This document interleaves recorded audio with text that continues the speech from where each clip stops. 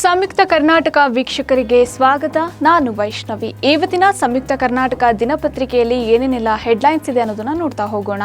DCM DK Shivakumar deadline ಪಟ್ಟಿಗೆ ಸಿದ್ದು ಆಪ್ತರಿಂದ ಪ್ರತಿದಾಳ, ಜಾರಕಿಹೊಳಿ ನೇತೃತ್ವದಲ್ಲಿ ಅಹಿಂದ ರಜತ ಸಂಭ್ರಮ.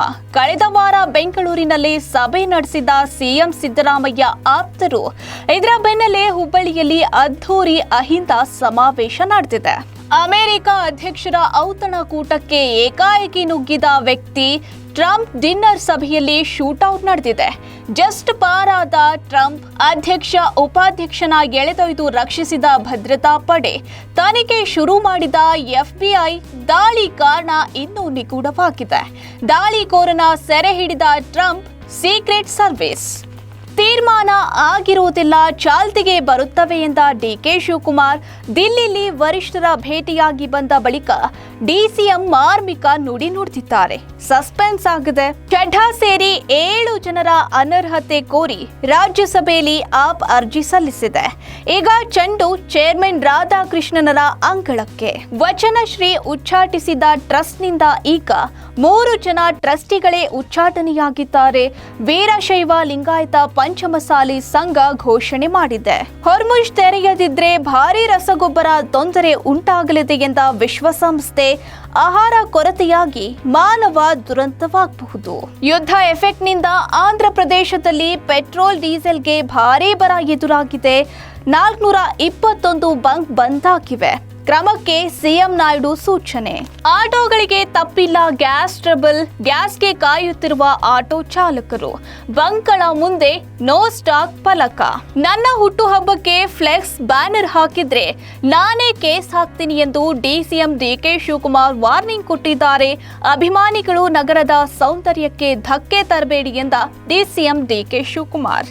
ದುಡ್ಡು ಇಲ್ಲ, ಜನವೂ ಇಲ್ಲ. ಈ ಸಲವೂ ಜಿಬಿಎ ಚುನಾವಣೆ ತಿಲಾಂಜಲಿ. ಜನಗಣತಿ ಕಾರ್ಯಕ್ಕೆ ಸಿಬ್ಬಂದಿ ನಿಯೋಜನೆ. ಸೆಪ್ಟೆಂಬರ್ 30ರವರೆಗೆ ಚುನಾವಣೆ ವಿಸ್ತರಿಸಿ ಎಂದು ಸುಪ್ರೀಂಗೆ ಮನವಿ ಮಾಡಲಾಗಿದೆ. ಕೇರಳ ತಮಿಳುನಾಡು ವಿದ್ಯಾರ್ಥಿಗಳ ಗ್ಯಾಂಗ್ ವಾರ್. 6 ಜನ ಬಂಧನವಾಗಿದ್ದಾರೆ. 4 ಮೊಬೈಲ್, ದ್ವಿಚಕ್ರ ವಾಹನ ಕದ್ದು ಪರಾರಿಯಾಗಿದ್ರು. ಅಮೆರಿಕದಿಂದ ಬಂದು 1 ಕೋಟಿ ಮೌಲ್ಯದ ಚಿನ್ನ ಕಳೆದುಕೊಂಡ ಡಾಕ್ಟರ್. ಅವಲಹಳ್ಳಿಯ ಎಸ್ಡಿಪಿ ಪ್ಯಾಲೇಸ್ ಕಲ್ಯಾಣ ಮಂಟಪದಲ್ಲಿ ಈ ಕೃತ್ಯ ನಡೆದಿದೆ. ವಿನಯ್ ಕುಲಕರ್ಣಿ ಶಾಸಕತ್ವ ರದ್ದು. ಸ್ಪೀಕರ್ ಕಚೇರಿ ಇನ್ನೂ ಮೌನ ವಹಿಸಿದೆ. ಜೀವಾವಧಿ ಶಿಕ್ಷೆ ಪ್ರಕಟಗೊಂಡು 12 ದಿನವಾಗಿದೆ.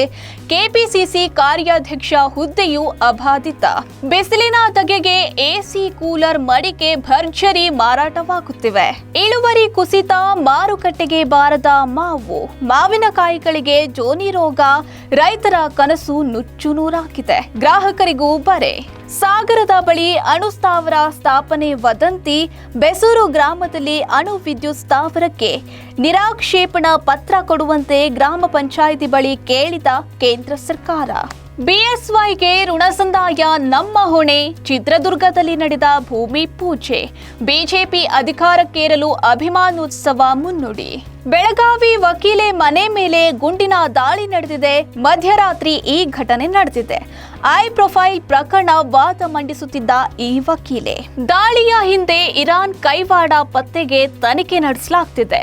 ಟ್ರಂಪ್ ಮೇಲೆ ದಾಳಿಕೋರನ ಕಣ್ಣು. ಅಮೆರಿಕ ಅಧ್ಯಕ್ಷರನ್ನು ಯಾಕೆ ಗುರಿಯನ್ನಾಗಿಟ್ಟುಕೊಂಡ ಥಾಮಸ್. ರಾಜಕೀಯ ವಿರೋಧಿಗಳಿಂದಲೇ ದಾಳಿ ಸಂಚು ರೂಪುಗೊಂಡಿತ್ತೆ. ಕಾದು ನೋಡಬೇಕಾಗಿದೆ ಈ ಪ್ರಕರಣ ಯಾವ ಹಂತಕ್ಕೆ ತಲುಪಲಿದೆ ಎನ್ನುವುದನ್ನು. ಅಮೆರಿಕ ಇರಾನ್ ಸಂಧಾನ ಮಾತುಕತೆ ನಡೆಯದ ಬೆನ್ನಲ್ಲೇ ಕದನ ವಿರಾಮ ಉಲ್ಲಂಘನೆಯಾಗಿದೆ. ಹೆಜ್ಬುಲ್ಲಾ ಮೇಲೆ ಮರುದಾಳಿಗೆ ನೇತನ್ಯಾಹು ಆದೇಶ ಹೊರಡಿಸಿದ್ದಾರೆ. ಯುದ್ಧದಿಂದ ಅಮೆರಿಕಕ್ಕೆ ಸಾವಿರಾರು ಕೋಟಿ ನಷ್ಟವಾಗಿದೆ. ಟ್ರಂಪ್ ಹೇಳಿಕೊಂಡಿದ್ದಕ್ಕಿಂತಲೂ ಅಮೆರಿಕ ನೆಲೆಗಳಿಗೆ ಭಾರಿ ಹಾನಿಯಾಗಿದೆ. ಪಶ್ಚಿಮ ಬಂಗಾಳದಲ್ಲಿ 2ನೇ ಹಂತದ ಚುನಾವಣಾ ಪ್ರಚಾರ ಇಂದು ಅಂತ್ಯವಾಗಲಿದೆ. ಮತದಾರರನ್ನು ಸೆಳೆಯಲು ನರೇಂದ್ರ ಮೋದಿ, ಅಮಿತ್ ಶಾ, ನಿತಿನ್, ಮಮತಾ ಬ್ಯಾನರ್ಜಿ ಕಡೆ ಪ್ರಯತ್ನ.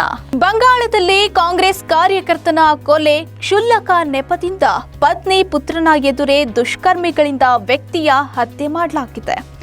ದೇಶ ವಿದೇಶದಲ್ಲಿ ಏನೇನೆಲ್ಲ ಬೆಳವಣಿಗೆ ಆಗಿದೆ ಅನ್ನೋದನ್ನ ನೀವು ಓದಬೇಕು ಅಂದ್ರೆ ದೇಶ ವಿದೇಶ ಈ ಪುಟದಲ್ಲಿ ನಿಮಗೆ ಸಂಪೂರ್ಣ ಮಾಹಿತಿ ಸಿಗುತ್ತೆ. ಇನ್ನು IPL ಟೈಮ್. ಇಂದು RCB ವರ್ಸಸ್ ಡೆಲ್ಲಿ ಸಮರ. ಬೆಂಗಳೂರಲ್ಲಿ ಗೆದ್ದಿದ್ದ ಕ್ಯಾಪಿಟಲ್ಸ್ ತಿರುಗೇಟು ನೀಡುವರೆ ಚಾಲೆಂಜರ್ಸ್ ಕಾದು ನೋಡಬೇಕಿದೆ. ಇವತ್ತಿನ ಮ್ಯಾಚ್ ಅಲ್ಲಿ ಗೆಲುವಿನ ಕಿರೀಟ ಯಾರ ಪಾಲಾಗಲಿದೆ ಅನ್ನೋದನ್ನ. CSKಗೆ ಟೈಟನ್ಸ್ ಪಂಚನಾಮ. ಭದ್ರತಾ ಲೋಪದಿಂದ ಅಭಿಷೇಕ್ನ ಕೈ ಹಿಡಿದು ಎಳೆದಾಡಿದ ಬಾಲಕಿ. ಇದಾಗಿತ್ತು ಇವತ್ತಿನ ಸಂಯುಕ್ತ ಕರ್ನಾಟಕ ದಿನಪತ್ರಿಕೆಯ ಹೆಡ್ಲೈನ್ಸ್. ಇನ್ನಷ್ಟು ಸಮಗ್ರ ಸುದ್ದಿಗಳಿಗಾಗಿ ಓದಿ ಸಂಯುಕ್ತ ಕರ್ನಾಟಕ ದಿನಪತ್ರಿಕೆ.